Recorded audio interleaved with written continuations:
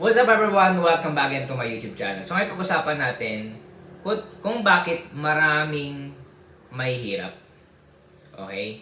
So ngayon, bago tayo magsimula sa ating vlog, kung bago sa aking YouTube channel, please subscribe, notification bell para update tayo sa mga bagong vlog na i-upload natin in the future. At God's willing, kapag na-reach po natin yung 100k subscriber, ay magpapa-giveaway po tayo after this year 2025. Alright, bago tayo sa ating topic. Bakit mas madami o mas marami ang mga mahihirap?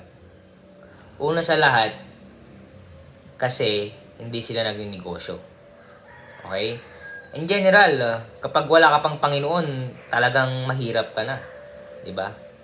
Kasi lahat ng mga may Panginoon, rich naman na yan eh. Pag namatay, sa langit na mapupunta. Pero when it comes to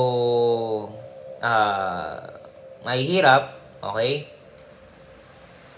Sobrang pangit naman na mahirap ka na nga, wala ka pang eternal life, tama? I mean, sasabi ko dito is yung heaven, di ba? Okay, pero balik tayo sa ating topic na kaya mas madaming mahihirap kasi wala silang pangarap or maliit yung pangarap nila. Tapos, tamad, ayaw kumilos, sarap lang yung gusto. Tama? Kaya, kung gusto natin umangat sa buhay, kailangan natin ng tiwala sa Panginoon. Kailangan natin magsumikap. Kailangan natin kumilos. Okay? Dahil naniniwala ako, kailangan natin kilusan ng kilusan para meron tayong makuha.